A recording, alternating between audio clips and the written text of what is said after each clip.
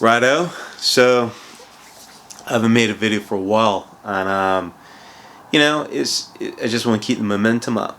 So today is I just want to share with a lot of people out there who, like me, I had to teach myself how to speak English. This is not my normal accent, and when I first came to the UK, a lot of people can understand what I said, how I said it, and in the dialect that I said things. So today's all about communication and being effective at communication. You see, a lot of us are really good at developing, a lot of us are really good at our jobs, our technical jobs, but we tend not to invest so much so on our soft skills. And I'm bringing this to you so that you can actually say, you know what, I didn't have to go out and fetch that. The dude helped me on, some of these things that I know that I needed to improve, and he's helped me improve. So today is about communicating, how to effectively communicate with those people, whether in a Zoom meeting, whether they can see your face, or when you're actually practicing talking to your kids and stuff like that. Now, as I alluded to, I'm from Barbados, and my dialect of English was completely different to what people are using in Britain, and also in America as well. And when I was working in the workplace, a lot of people, and England are very polite people. Well, in the workplace, I don't know about anywhere else really, and you could probably have an opinion about something else. But in the professional workplaces that I've been in, people really tend to conduct themselves in a way of, I want to effectively do my job and I want to collaborate with you, but I'm not going to try to offend you. And a lot of people have this thing about, well, I don't want to be sued either or reprimanded.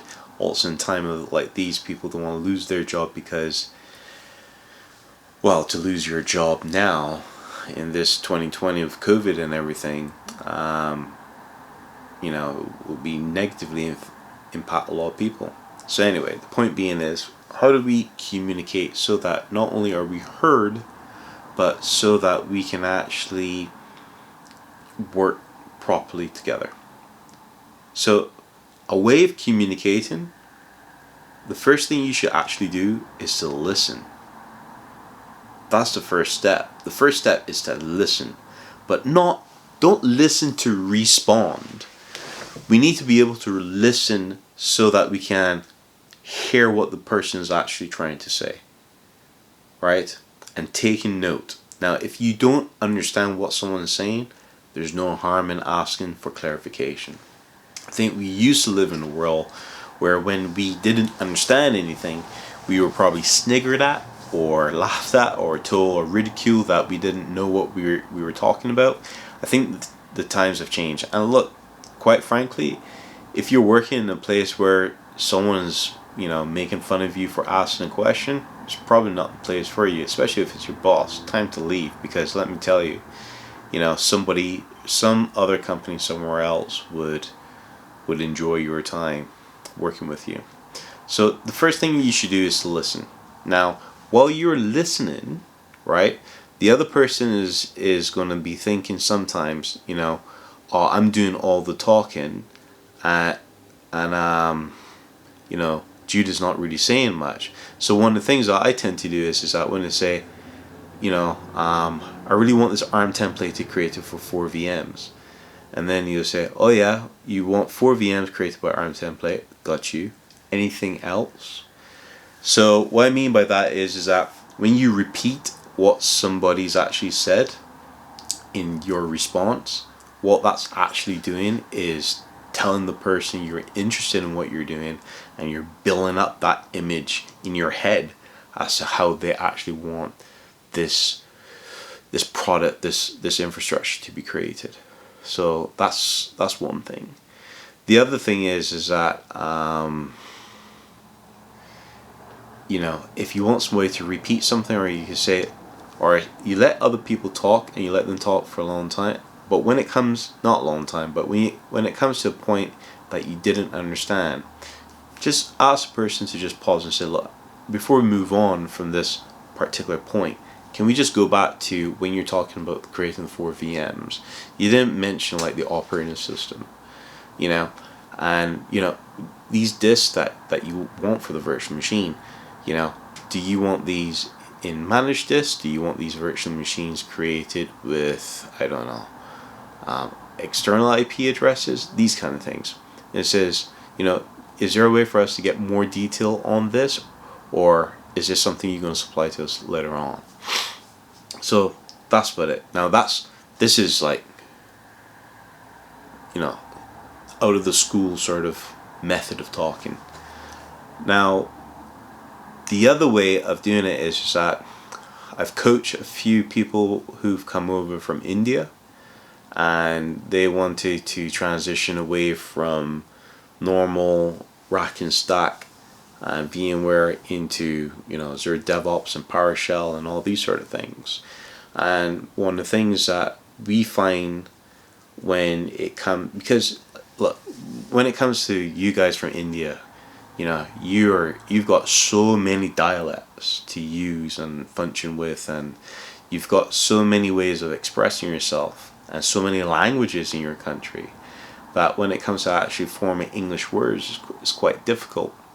So one of the things I did for a friend of mine, well, actually a guy that I hired called Himanshu, is that the one tip that I was given when I first came over here to England was always, when it comes to words, use the vowel of the word. So A-E-I-O-U, emphasize those vowels in a word, and people will be able to hear you more phonetically. So when it comes to the word call, is to, you know, emphasize the A in that. Cool, emphasize the O's in that. You get where I'm coming from. I don't need to tell you, but it's when you actually emphasize the vowels, you are now heard properly from people. Because now people are not asking themselves, well, did I hear Jude properly when he said, you know, he wanted, I don't know, I can't remember the things that I used to get pulled up on. But it's like, tree, here's a tree. But in my country, when we say tree, it's when we say three, right? We say sometimes that we get three of them.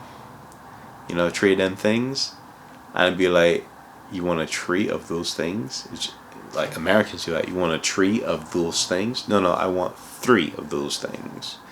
So, yeah, pronunciation is really, really important, and listening, asking yourself, okay, why does this person want 4 particular VMs? Because when you actually start to listen, and you can emphasize, and you are heard, and the person feels heard, you get a better rapport.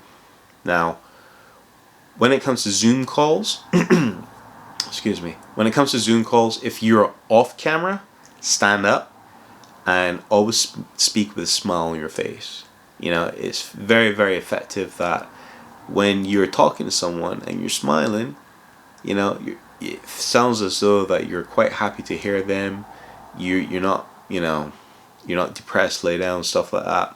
Having a smile when you talk, and it's such an old technique, and it works all the time. When you're having a smile when you talk, people will actually feel more connected with you. If you're on Zoom, Skype, and you're on video, right, make sure you've got plenty of lighting. I've got a ring light now where you can actually, you know, if you've got a camera or anything like that, ring light actually shows the person more of your face. It doesn't look like if it's too, you know, they're looking to see, you know, are you too much in the dark room or something like that. And it makes a difference. But the eye contact is where I'm coming from. When you're sitting down looking at someone on the Zoom call, eye contact, and literally looking at the camera. Now, I've got 2 screens, 3 actually, if you look at the laptop. when it comes to the Zoom call or Skype call, what I will tend to do is I'll put that down to the laptop area, right? And because then where the laptop is where the camera is at, and it makes it look as though that I'm actually giving them the full pay and attention of that. Of course, if you got external camera, webcam, or whatever you want to call it these days, and have it mounted and you can actually look at the camera when you're talking all the time, then that's good.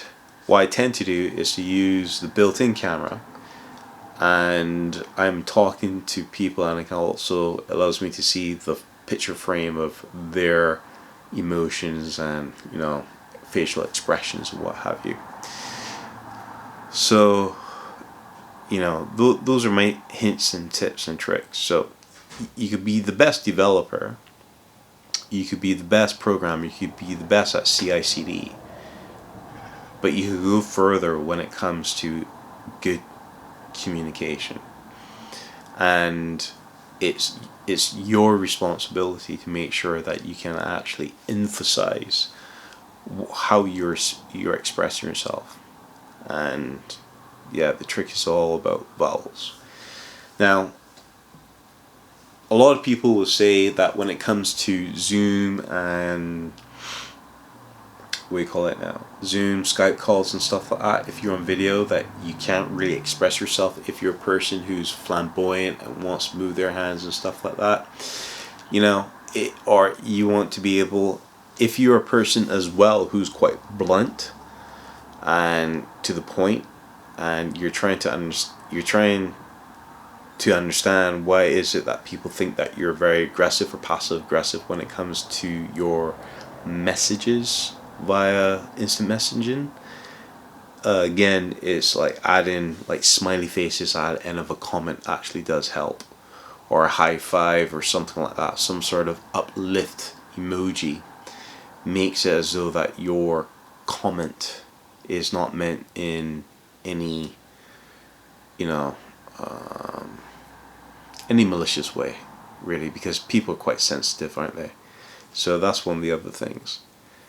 And that's about it. You know, for me, when I first came over to England, I needed to be able to curve the way how I was speaking my dialect. And at first I was quite annoyed, because a lot of people would be like, you know, we can't stand you, but I was just like, well, surely it's okay for me to be me. But thanks to a manager of mine, Claire Dooley, she told me that, look, all you have to do is emphasize on your vowels, and that would be your first step to effective communication. She was absolutely right. After that, you know, my career was much better. It didn't take off, but I was able to approach more senior management team who I needed to be able to connect with on a different level than just my peers.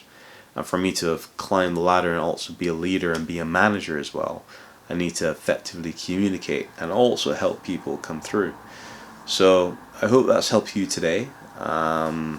If there's anything that you are interested in that you wanted me to cover, if I can cover, just leave in a comment below, and I'll be more than happy to see what I can do.